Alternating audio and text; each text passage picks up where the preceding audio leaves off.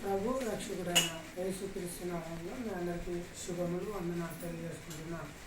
ఈ సాయంకాలంలో మనము తండ్రైన దేవుని స్తుతించుడుగాను ఆయనను మహిమపరచుకునడానికి మనము ఇలా కూడుకొని ఆయన వాక్యాన్ని మనము నేర్చుకునడానికి మనకు అవకాశాన్ని ఇచ్చిన తండ్రైన దేవునికి మరొకసారి కృతజ్ఞతాస్తుతులు చెల్లించుకుంటున్నాను.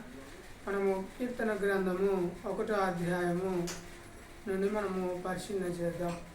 దుష్టుల ఆలోచన చొప్పున నడవక, పాపుల మార్గంలో నిలవక, అపహాసకులు కూర్చున్న చోట కూర్చుండక, యెహోవా ధర్మశాస్త్రం నందు ఆనందించుచు దీవారాత్రం దాన్ని ధ్యానించువాడు ధన్యుడు అని అన్నాడు.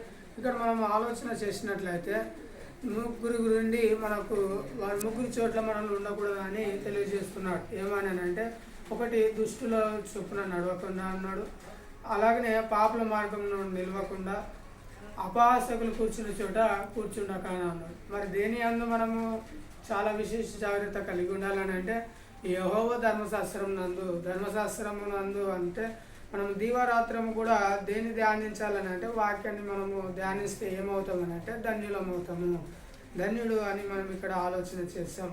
అంతేకాకుండా 3వ వచనానికి వచ్చేసరికి, అతడు నీటి కాగున యోరను నాటబడినదై ఆకు వాడక తన కాలమందు ఫలం ఇచ్చే చెట్టు వలె నుండును, అతడు చేయనదంతయు సఫలమగును. ఇక్కడ అంతేకాకుండా దీవారాత్రమే చదవడం కాకుండా అతడు ఆయన చేయనదంత సఫలం అవ్వాలని అంటే అతడు ఏదైనా పని మొదలుపెట్టిండని అంటే దాన్ని కొనసాగించేదాకా ముగింపు వరకు కూడా చేస్తే అది ఫలిస్తారు అనేది మనం ఇక్కడ ఆలోచన చేస్తున్నాడు.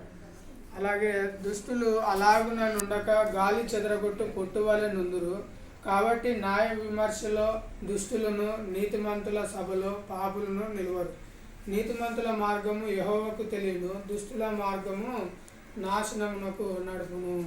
మనము ఆలోచన చేసినట్లయితే ఈ విషయాలను మనకు పొందుపరిచి తెలియజేస్తున్నాడు. మనము ఎవరికి మనము ఆలోచన ఇక్కడ మనము దేని మీద మనకు ఏకాగ్రత ఉండాలని అంటే దేవుని యొక్క గ్రంథమును మనము ఏకాగ్రత కలిగి మనం ఉందాం. ఇంతవరకు మీరు శ్రద్ధగా విన్నందుకు మీకు వందనాలు తెలియజేసుకుంటూ ఈ మాటలు నేను ముగిస్తున్నాను. అందరికీ వందనాలు.